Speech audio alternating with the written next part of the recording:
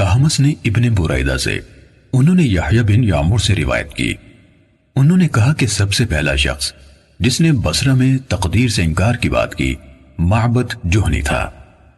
میں یعنی یحییٰ اور حمید بن عبد الرحمن حمیری حج یا عمرے کے ارادے سے نکلے۔ ہم نے آپس میں کہا کاش رسول اللہ صلی اللہ علیہ وسلم کے صحابہ میں سے کسی کے ساتھ ہماری ملاقات ہو جائے تو ہم ان سے تقدیر کے بارے میں ان آج کل کے لوگوں کی کہی ہوئی باتوں کے متعلق دریافت کر لیں۔ توفیق الہی سے ہمیں حضرت عبداللہ بن عمر بن خطاب رضی اللہ عنہما مسجد میں داخل ہوتے ہوئے مل گئے۔ میں اور میرے ساتھی نے ان کو درمیان میں لے لیا، ایک ان کی دائیں طرف تھا اور دوسرا ان کی بائیں طرف۔ مجھے اندازہ تھا کہ میرا ساتھی گفتگو کا معاملہ میرے سپرد کرے گا، چنانچہ میں نے عرض کی، اے ابو عبد الرحمن، یہ عبداللہ بن عمر رضی اللہ عنہما کی کنیت ہے۔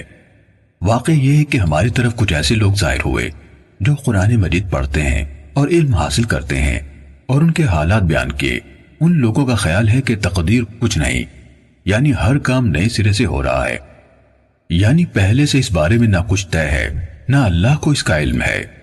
ابن عمر رضی اللہ عنہما نے فرمایا، جب تمہاری ان لوگوں سے ملاقات ہو تو انہیں بتا دینا کہ میں ان سے بری ہوں اور وہ مجھ سے بری ہیں۔ اس ذات کی قسم جس کے نام کے ساتھ عبداللہ بن عمر حلف اٹھاتا ہے، اگر ان میں سے کسی کے پاس احد پہاڑ کے برابر سونا ہو اور وہ اسے خرچ بھی کر دے تو اللہ تعالیٰ اس کی طرف سے اس کو قبول نہیں فرمائے گا یہاں تک کہ وہ تقدیر پر ایمان لے آئے۔ پھر کہا، مجھے میرے والد عمر ابن خطاب رضی اللہ عنہ نے بتایا، ایک دن ہم رسول اللہ صلی اللہ علیہ وآلہ وسلم کی خدمت میں حاضر تھے کہ اچانک ایک شخص ہمارے سامنے نمودار ہوا۔ اس کے کپڑے انتہائی سفید اور بال انتہائی سیاہ تھے۔ اس پر سفر کا کوئی اثر دکھائی دیتا تھا، نہ ہم میں سے کوئی اسے پہچانتا تھا، حتیٰ کہ وہ آ کر نبی اکرم صلی اللہ علیہ وسلم کے پاس بیٹھ گیا اور اپنے گھٹنے آپ کے گھٹنوں سے ملا دیے اور اپنے ہاتھ آپ صلی اللہ علیہ وآلہ وسلم کی رانوں پر رکھ دیے اور کہا، اے محمد صلی اللہ علیہ وسلم، مجھے اسلام کے بارے میں بتائیے۔ رسول اللہ صلی اللہ علیہ وسلم نے فرمایا، اسلام یہ ہے کہ تم اس بات کی گواہی دو کہ اللہ تعالیٰ کے سوا کوئی عبادت کے لائق نہیں اور محمد صلی اللہ علیہ وسلم اس کے رسول ہیں۔ نماز کا اہتمام کرو، زکوٰۃ ادا کرو، رمضان کے روزے رکھو، اور اگر اللہ کے گھر تک راستہ طے کرنے کی استطاعت ہو تو اس کا حج کرو۔ اس نے کہا، آپ نے سچ فرمایا۔ حضرت عمر رضی اللہ عنہ نے کہا، ہمیں اس پر تعجب ہوا کہ آپ سے پوچھتا ہے اور خود ہی آپ کی تصدیق کرتا ہے۔ اس نے کہا، مجھے ایمان کے بارے میں بتائیے۔ آپ نے فرمایا، یہ کہ تم اللہ تعالیٰ، اس کے فرشتوں، اس کی کتابوں، اس کے رسولوں اور آخری دن یعنی یوم قیامت پر ایمان رکھو اور اچھی اور بری تقدیر پر بھی ایمان لاؤ۔ اس نے کہا، آپ نے درست فرمایا۔ پھر اس نے کہا، مجھے احسان کے بارے میں بتائیے۔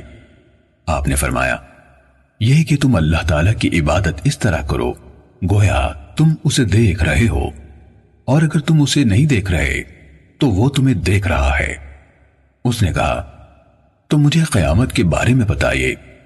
آپ نے فرمایا، جس سے اس قیامت کے بارے میں سوال کیا جا رہا ہے وہ پوچھنے والے سے زیادہ نہیں جانتا۔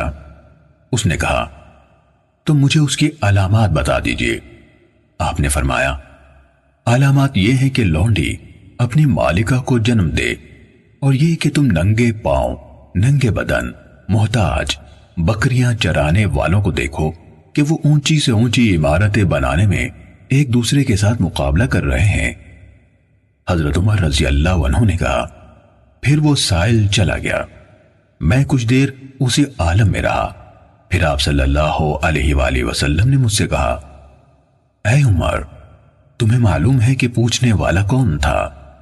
میں نے عرض کی، اللہ اور اس کا رسول زیادہ آگاہ ہے۔ آپ صلی اللہ علیہ وآلہ وسلم نے فرمایا، وہ جبرائیل تھے، تمہارے پاس آئے تھے، تمہیں تمہارا دین سکھا رہے تھے۔ صحیح مسلم حدیث نمبر 93